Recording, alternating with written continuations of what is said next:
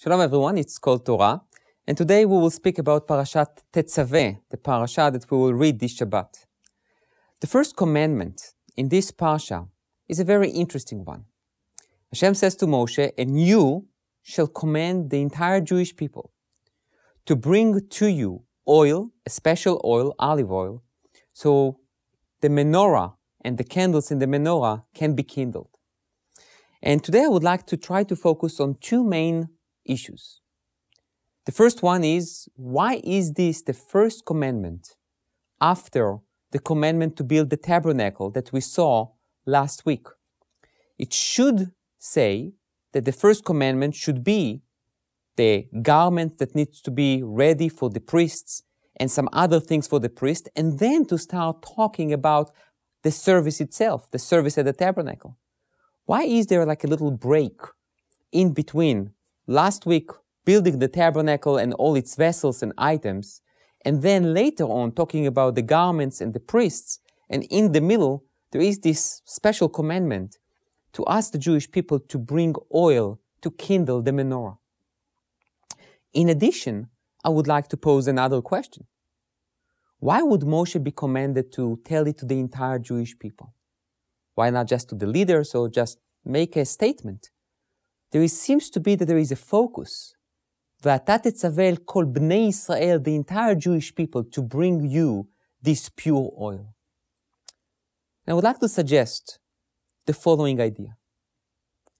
In our tradition, the menorah symbolizes the Torah, and the candles, the mitzvot, the commandments.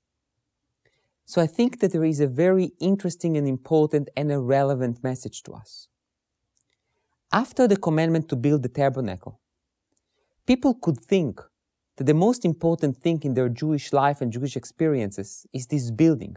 It's this tabernacle, the Mishkan, and the ark, and the table, and everything else. Hashem says to Moshe, tell the Jewish people, you know what's the most important thing? It's the content, it's the meaning, it's the Torah, it's the light that comes from the menorah that symbolizes the Torah. Which means, yeah, the tabernacle is a great commandment. But what really is the main and focal point of the Mishkan is the Torah. And then comes the second message.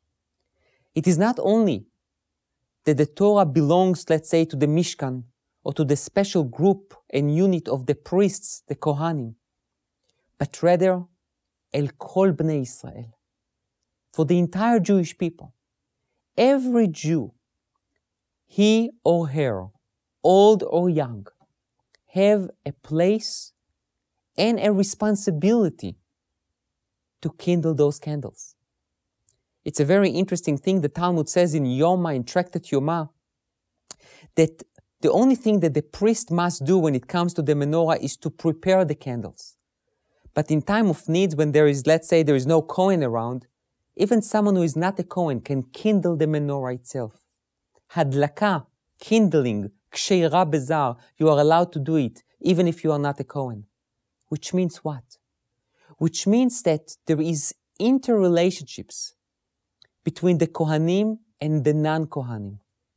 The Kohanim were designated to serve in the Mishkan, but not to take away our experiences, our religious ability to connect to Hashem. They are there for a purpose. But we also have our purpose and our goals. We also want to light the candles. We also want to be connected to Hashem. And this is why Moshe, immediately after the building of the tabernacle, says, okay, let's pause. Now I want to talk to the entire Jewish people and tell you that you are responsible for the most important thing in our religious life. Torah learning, the implementation of the mitzvot, and coming close to Hashem. And that depends on each one of you. That's why I would like each one of you to bring me this pure oil so we can kindle the menorah. We can learn Torah together.